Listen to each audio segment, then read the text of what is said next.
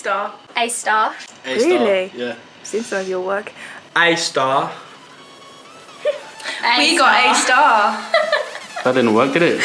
Sorry. Hello everyone, basically this video is being made because on YouTube there's a lot of videos about how to get an A star in art, and what you'll find is most of them are made by people who in their own right they're very good at art, but when you look at their coursework, it is very intimidating, right? Obviously the whole A star boundary, there's a top and a bottom. This video is to show you how to get to an A star if you believe that you're not on that level. So yeah,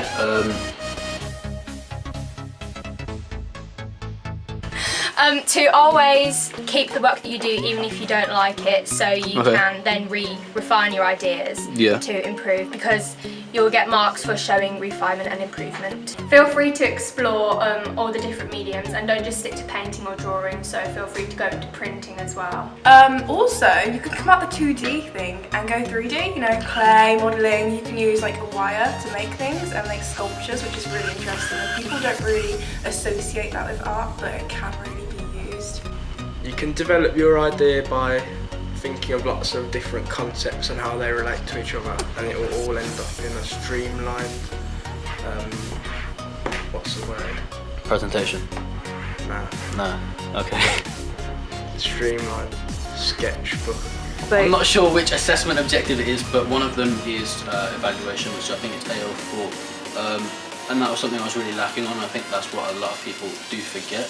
So how I achieved that objective was you see a kind of journey from the start to the finish. So I've had an idea of what I want to do at the start, and I've experimented and seen if that's a good idea. The idea's developed into something else, and I've justified why I've changed it like that.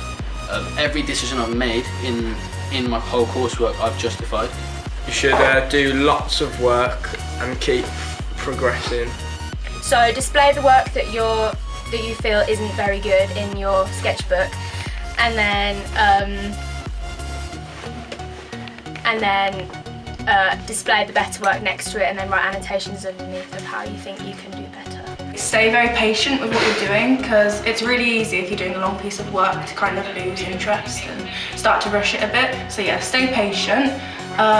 Always have like interest in what you're drawing or what you're painting or what you're printing, etc. Like make sure you enjoy what you're doing. Okay. And lastly, I would say if you have any skills that you're kind of not as good at, like drawing or something, then I'd say to like focus more on that.